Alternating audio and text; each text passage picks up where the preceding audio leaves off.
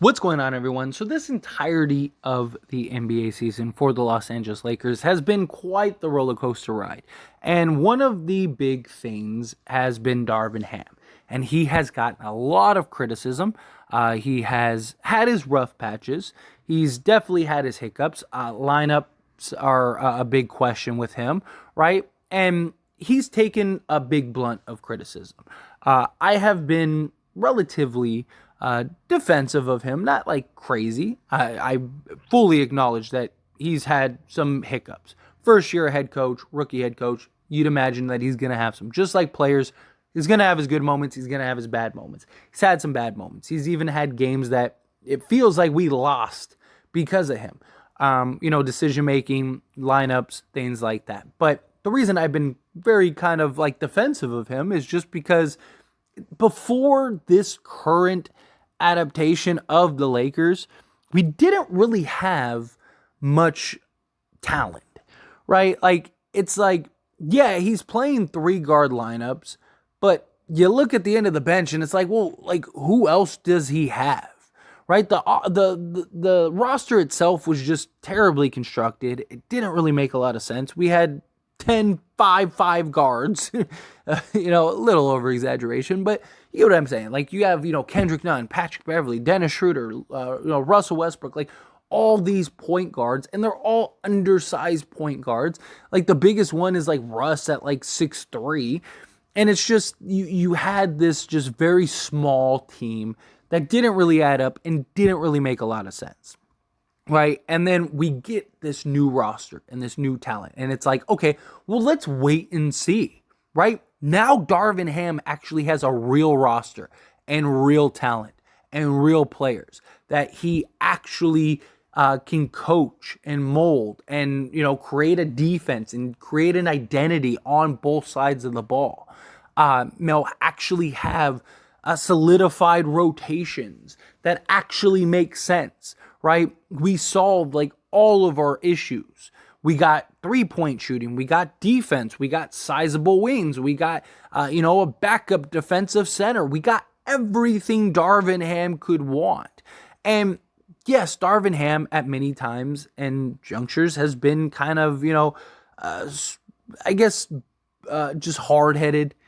He is very like locked into certain players. And look, every coach has that player or two that they love and they really count on, right? I mean, even Frank Vogel, it was like Avery Bradley. No matter how bad Avery Bradley was, no matter how undersized he was in certain matchups or how bad a certain matchup was for him, he always got the start. He always got the play, even over guys that were just better than him. And that was a big concern with Darvin Ham, right? The rotation, the lineups.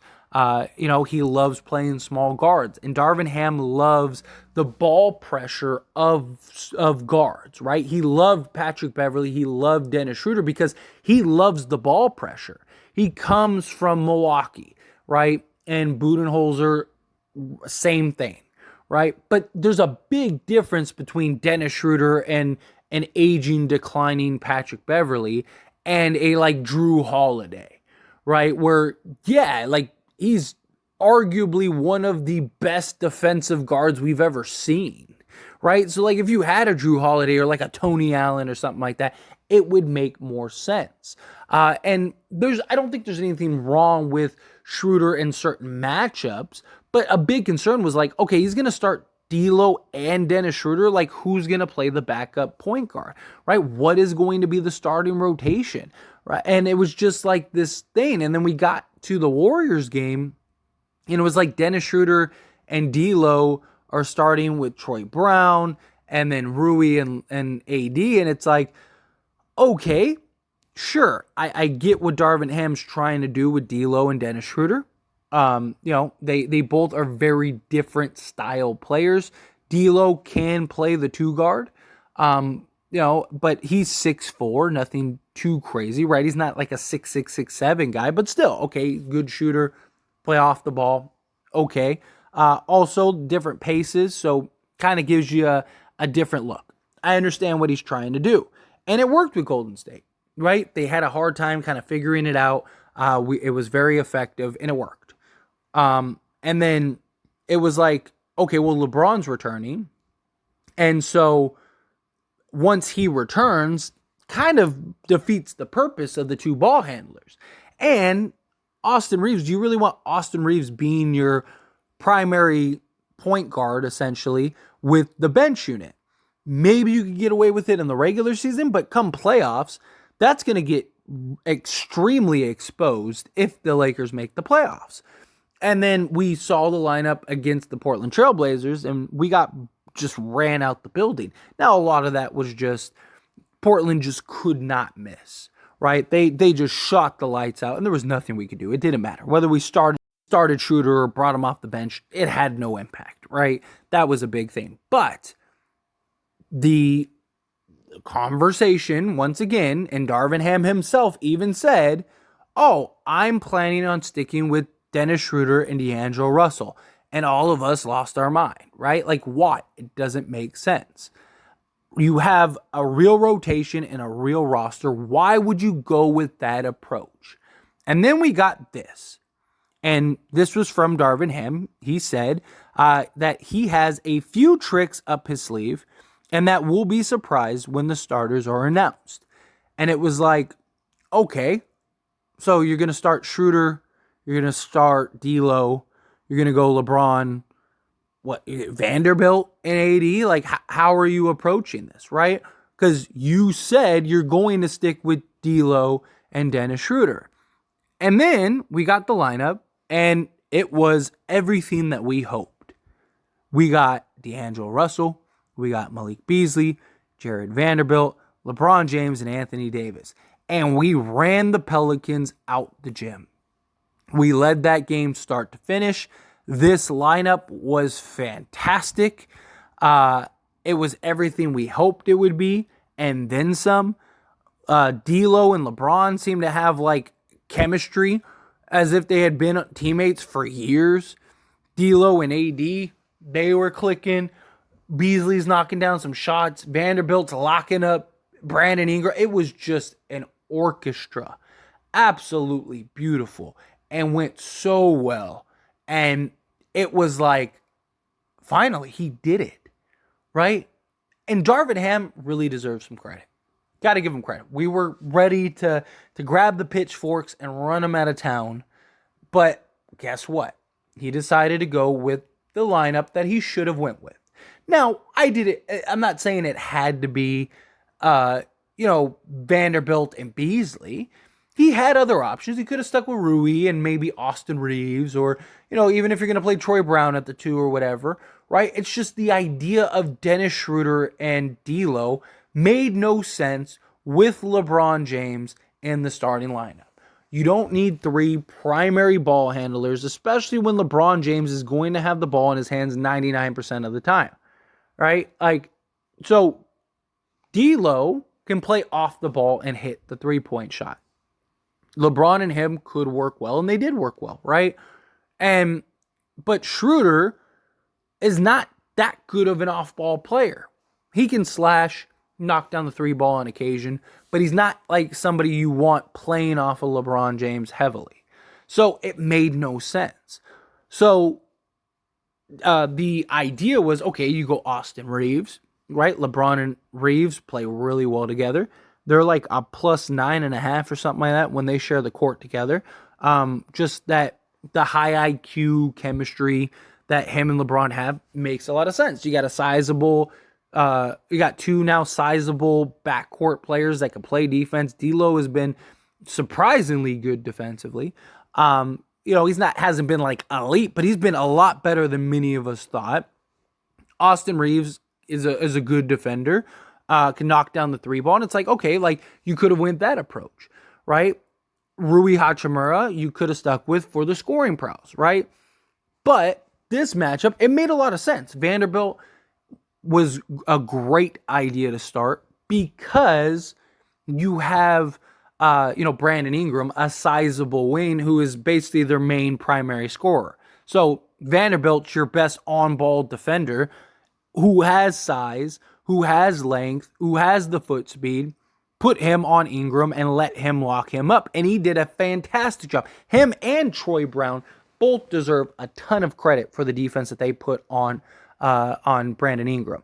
And then the 2 spot, Beasley was fine. I didn't mind it. He wasn't great from 3, but he was fine.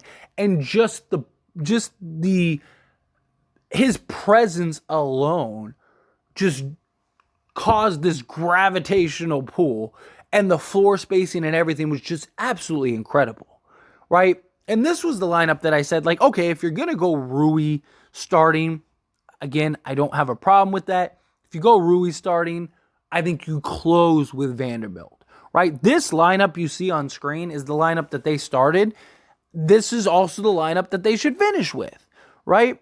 And more than anything, we just need consistency. We do. We need consistency so badly. We lead the league in starting 5s. Every other game this year, we have 30 different starting 5s. I mean, that's insane, right? Like, that's more than half the games we've played. So I want stability.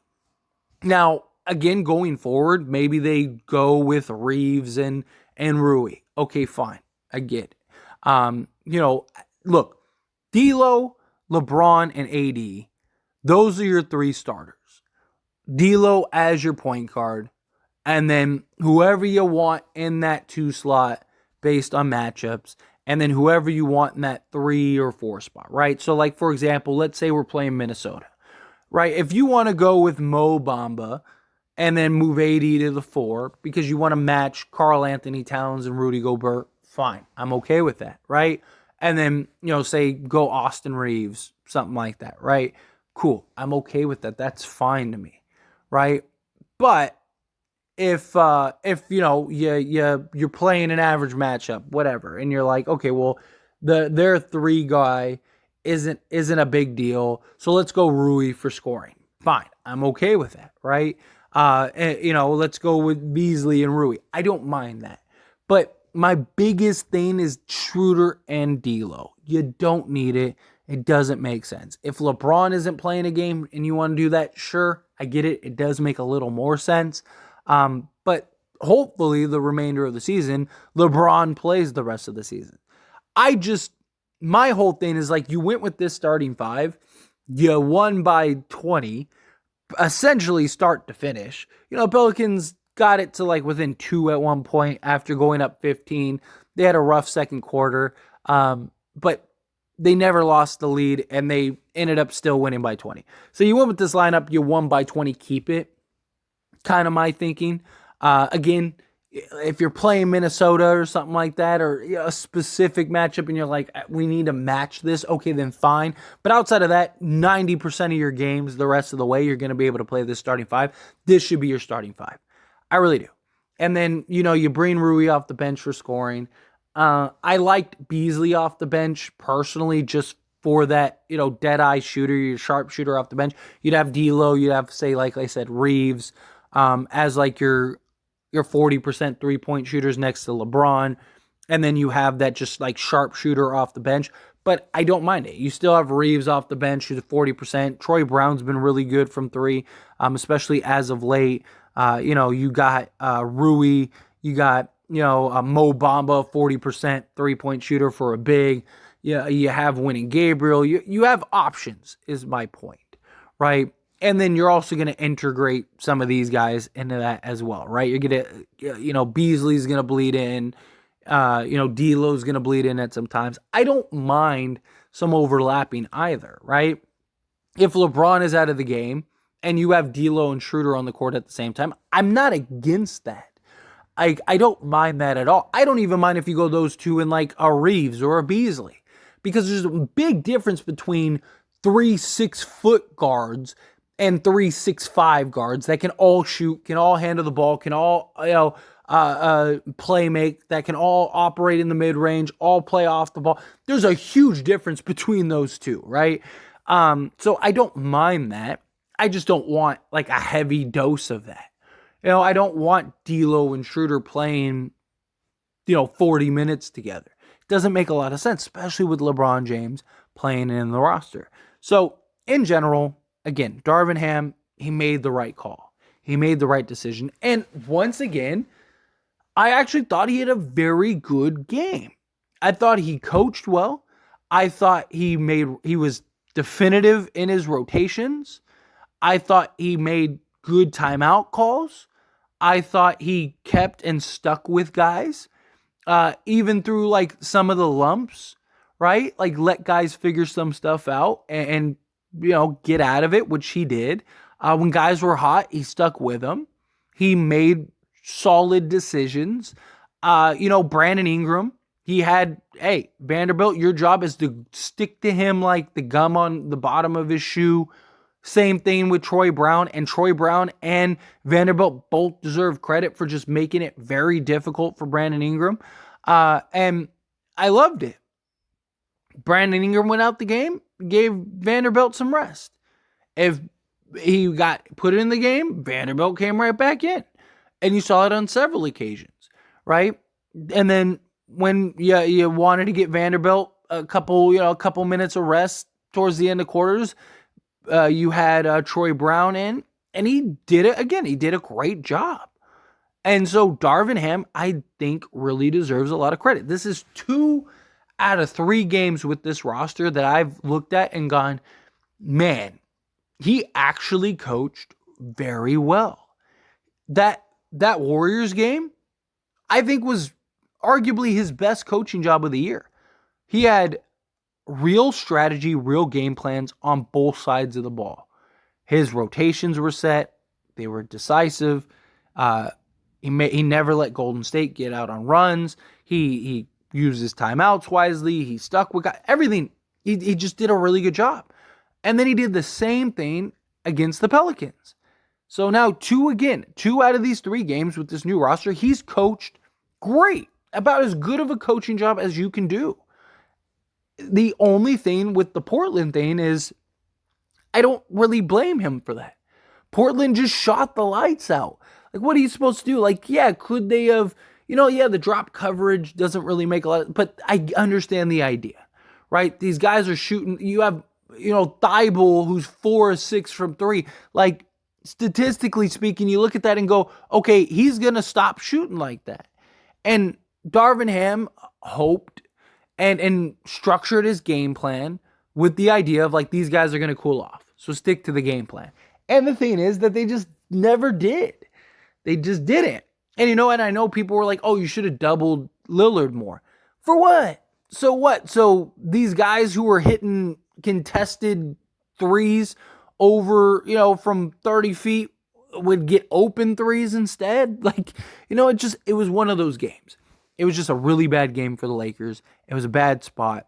They lost. It happens. It sucks it was Portland because it's a team in front of us. If it was like Chicago or something, wouldn't have been as big of a deal. It still would have hurt that we lost, but it would have been easier to digest, easier to swallow. But regardless, like, I don't really knock Darvin Ham for that game, right? Brush it off, bounce back. And they did. They won by 20. This was a great game. And Darvin Ham, again, I thought did a very good job, and he deserves some credit. And I really loved that starting 5. It was just, come on, that was so beautiful. So beautiful. We were looking great defensively. Everybody was a threat offensively. Guys were shooting. Guys were knocking down shots. The defense had to go in a contest and collapse. And